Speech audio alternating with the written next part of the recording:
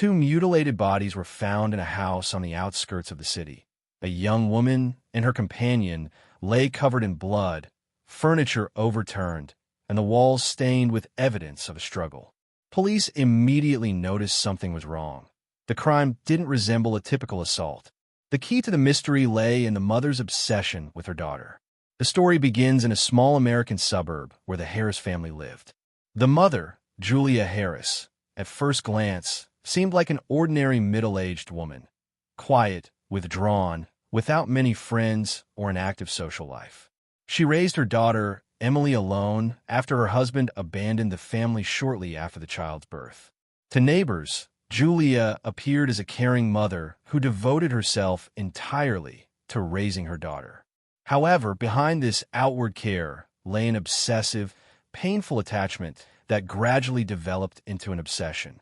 Emily grew up a withdrawn but intelligent girl. She did well in school, spent her time reading, and rarely argued with her mother. At first, Julia encouraged her daughter's success, supported her at school, and accompanied her to all events. But over time, her desire to control every detail of Emily's life became increasingly evident. When Emily made friends with classmates, her mother reacted sensitively, demanding that her daughter not spend too much time outside the home. Those around her perceived Julia as a strict but caring mother. However, within the family, tensions were growing. Emily couldn't make decisions independently. From choosing clothes to choosing her courses, her mother made all the decisions. As Emily entered adolescence, the pressure only intensified. Her daughter's attempts to assert personal boundaries were met with aggression. Particularly alarming was the way Julia gradually blurred the boundaries between her mother and daughter roles. She intruded into the girls' intimate conversations, asking overly personal questions and demanding detailed explanations for her encounters with friends.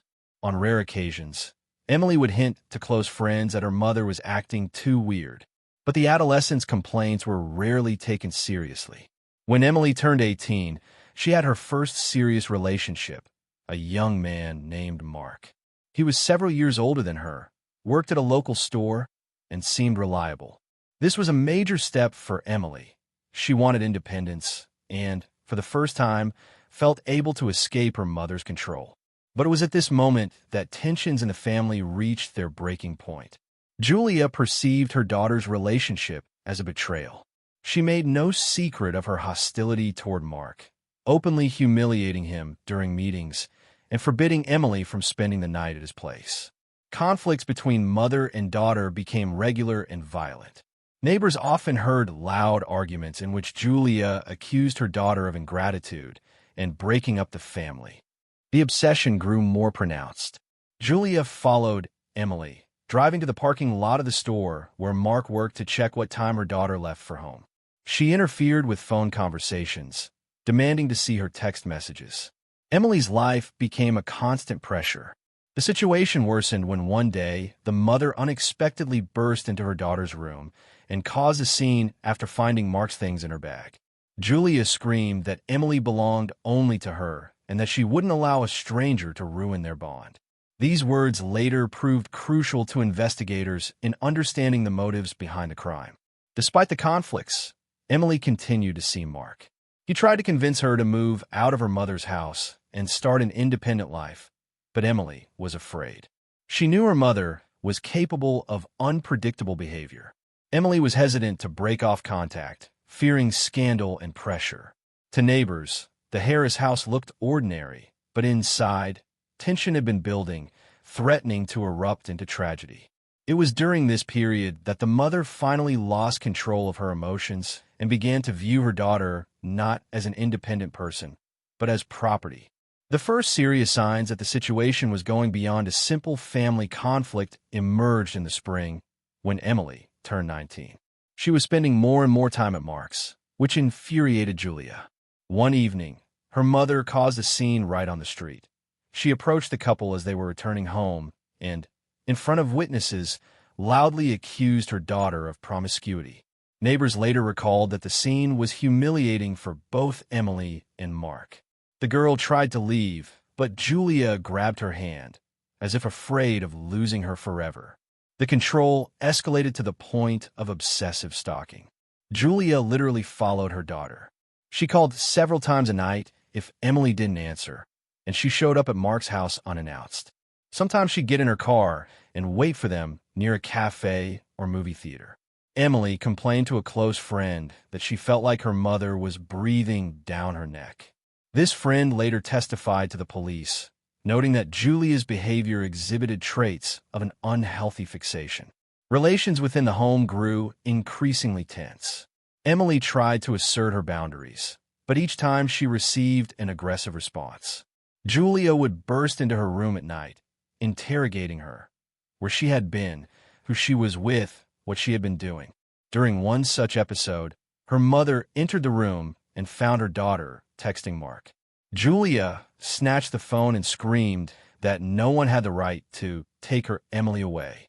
Such outbursts of aggression became regular. Particularly troubling were Julia's conversations, in which she confused the roles of mother and partner. She would tell her daughter that no one would love her the way she did, or that a strange man would never be able to understand and accept Emily.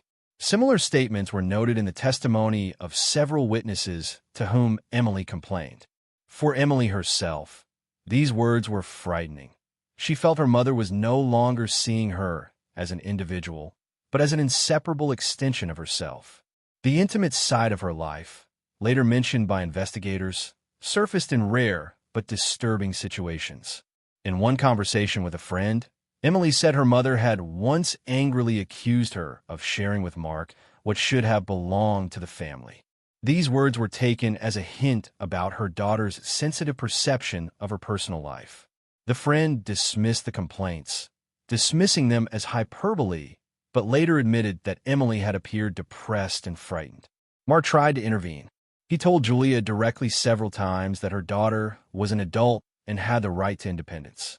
These conversations invariably ended in a fight. On one occasion, Julia threw a cup at the young man, accusing him of breaking up the family. Mark insisted that Emily move in with him, but the girl was still hesitant, too afraid of her mother's reaction. Meanwhile, Julia became even more withdrawn. She practically stopped working and avoided socializing with her neighbors. On the rare occasions she went outside, she would make harsh comments about the behavior of other girls, implying that they were all ruining themselves by getting involved with men.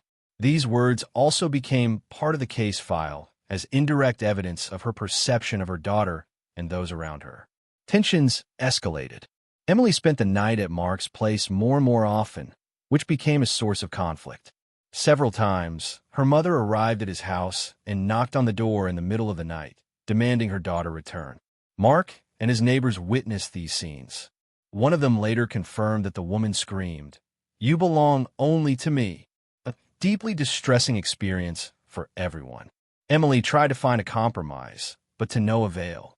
Every attempt at conversation ended in accusations and threats. Julia claimed her daughter was betraying the family and declared that she wouldn't allow this to continue. For Emily, life became a series of conflicts, fears, and secret encounters. It was during this period that she conceived the idea of leaving for another city to study. She discussed it with Mark and her friends. However, her mother somehow learned of this plan and caused another scandal, declaring that no one would separate them as long as she lived. These words, recorded in witness statements, would later be interpreted as a direct precursor to the tragedy. The situation grew more dangerous with each passing day. Julia completely lost the ability to perceive her daughter as an independent person. Her behavior combined jealousy, control, and obsessive attempts to hold on to Emily at any cost.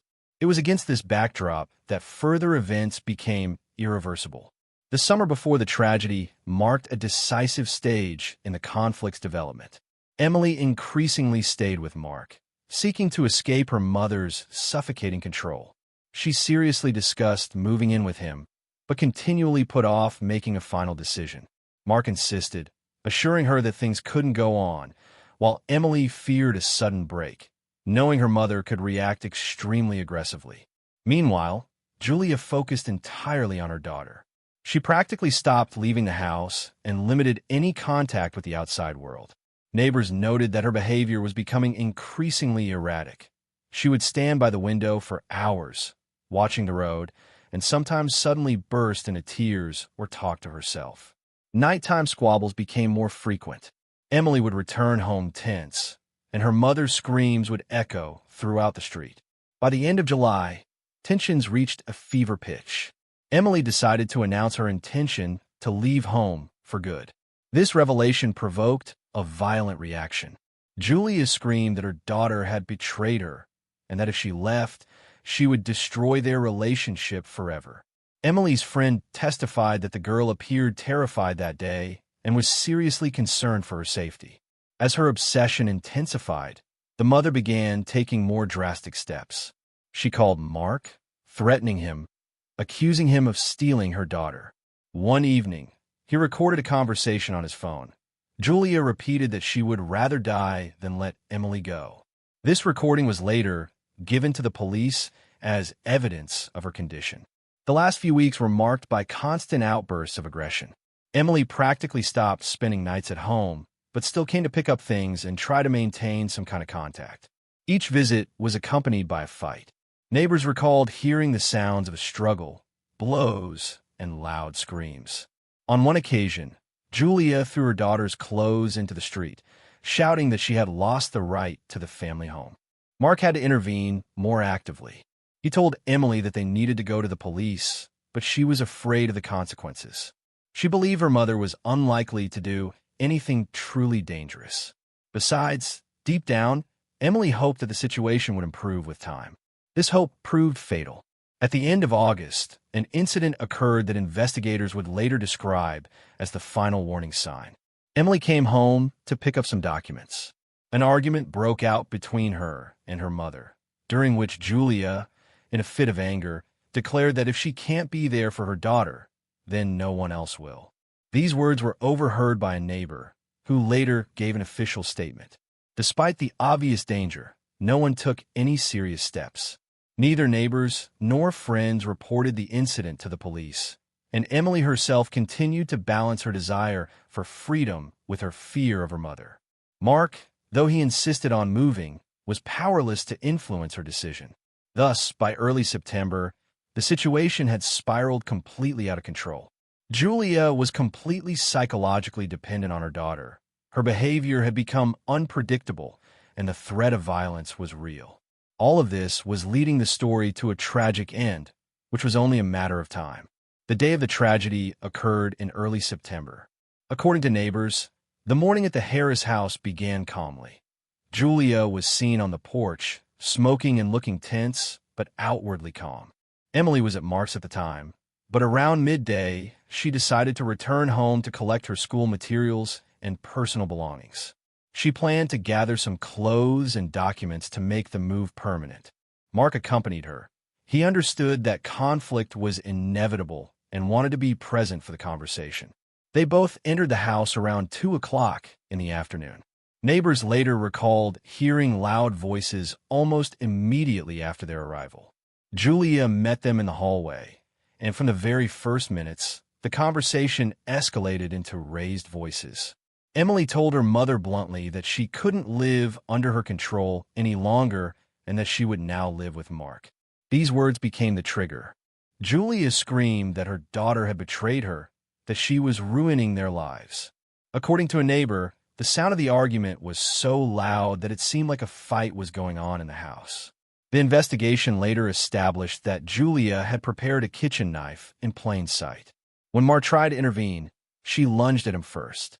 The blow landed in the chest, and the young man fell, barely able to defend himself. Emily screamed and tried to wrestle the knife away, but her mother turned on her. A desperate struggle ensued. According to forensic experts, Emily's body showed signs of resistance, cuts on her arms and abrasions, indicating she tried to defend herself. However, the force was unequal. Julia struck her several times in quick succession, after which her daughter fell next to Mark's body. Forensic experts later confirmed that both victims died almost instantly from massive blood loss. The scene in the house after the crime was chaotic.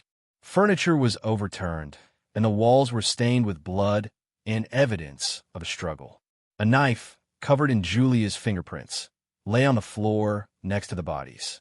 She herself was in a state of shock.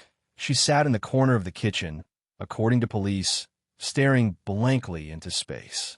A neighbor was the first to respond to the screams. She called the police, reporting shrill screams and suspecting an attack. A patrol arrived a few minutes later.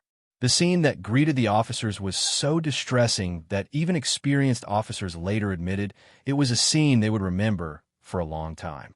Julia made no attempt to escape. She allowed herself to be detained without resistance. The arrest report states that during her arrest, she repeated the same phrase, "She shouldn't have left me." The police restrained her hands and took her to the station. The forensic examination confirmed that the crime occurred rapidly. Mark was fatally struck almost immediately. Emily tried to resist, but was stabbed multiple times. Their times of death were identical, only a few minutes apart. An investigation began immediately. Police questioned neighbors and collected evidence at the scene. The picture was beginning to coalesce. The mother, having lost control of the situation, decided to restrain her daughter by force, and as a result, committed a double murder.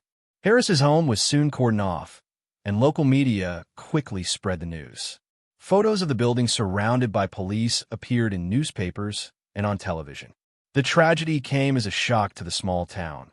No one expected that the quiet woman who had lived nearby for so many years was capable of such a crime.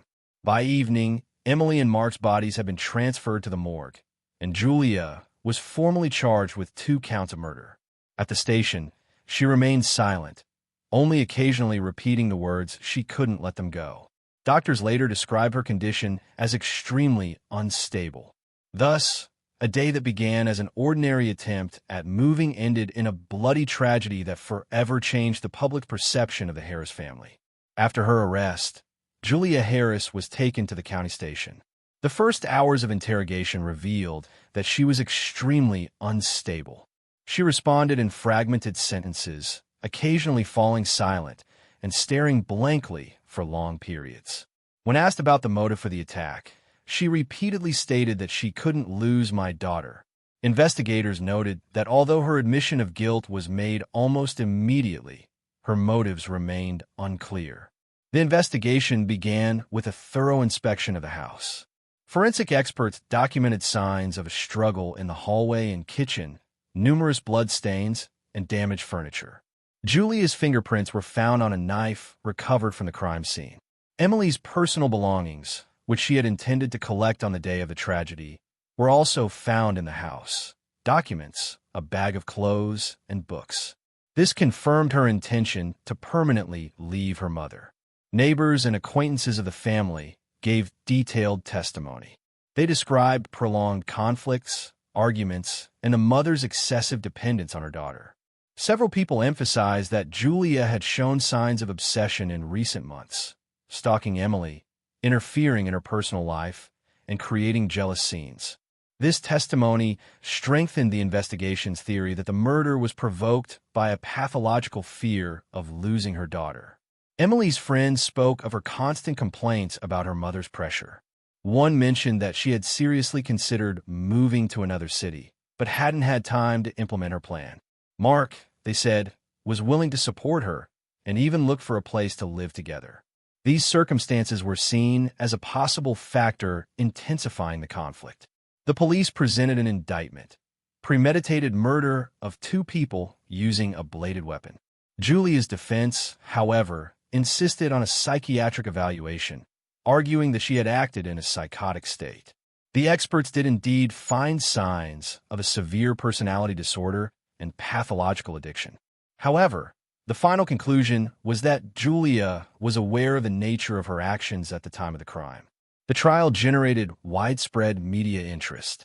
Local newspapers published details of the proceedings daily. The atmosphere in the courtroom was tense. Mark's relatives demanded the maximum sentence, while some neighbors expressed sorrow, describing Julia as a broken person who had lost control. At the hearing, the prosecutor presented evidence, including a recording of a phone call in which Julia threatened Mark, as well as testimony from neighbors who overheard her threats against their daughter. Particular emphasis was placed on phrases she uttered in the days before the tragedy. "If she leaves, I won't survive, and she belongs only to me."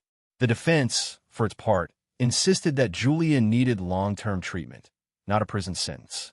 They presented medical records about her mental state, diagnoses, and evidence that she had previously sought medical attention for depression and insomnia. The jury's decision was unanimous: find Julia Harris guilty of double murder. The court sentenced her to life imprisonment without parole. The judge emphasized that despite the defendant's mental state, her actions were deliberate and aimed at causing death. After the verdict, Harris's house remained closed. Local residents avoided it for a long time, remembering the high-profile scandals and the day the street was filled with police cars and ambulances. For the small town, the case became one of the most high-profile tragedies in decades. The story ended with an official verdict, but questions about why the warning signs went unheeded for so long remain unanswered.